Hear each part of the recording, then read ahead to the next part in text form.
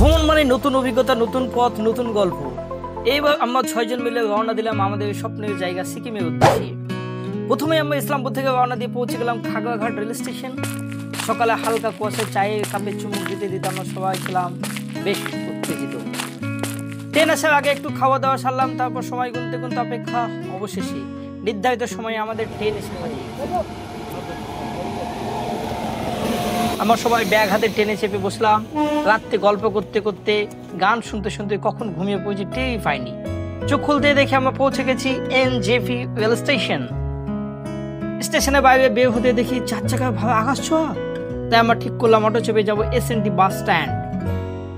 SNT বাস স্ট্যান্ডে গিয়ে মাত্র 275 টাকা বাসের টিকিট কেটে চেপে বসলাম গ্যাংটকের পথে। বাস চলতে শুরু করলো।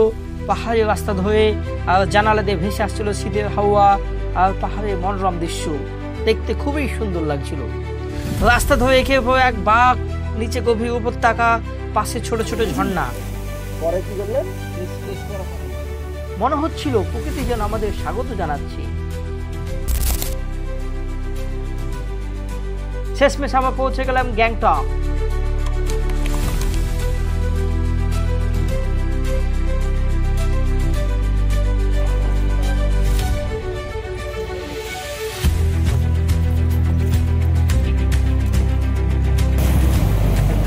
আমরা সবাই মিলে এখানে আছি, যাচ্ছি।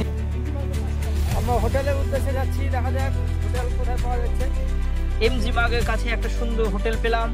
ব্যাগ রেখে একটু বিশ্রাম নিলাম। তারপর স্নান সেরে নামলাম নিচে খাবার খেতে। খাবার শেষে চলে এলাম ওয়েস্ট পয়েন্ট মলে, যেটা আমাদের হোটেলের সামনেই ছিল। একটু ঘুরে কিছু ছবি তুলে ফিরে এলাম হোটেলে, কারণ সারাদিনের জার্নিতে আর ভালো লাগছিল না, শরীর হয়ে গিয়েছিল ক্লান্ত। এই ছিল আমাদের সিকিম ভ্রমণের প্রথম দিনের গল্প। আগামী পর্বে দেখাবো গ্যাংটকের আশেপাশের সুন্দর জায়গাগুলো, ট্যুরের মজার মুহূর্ত আর অনেক চমক।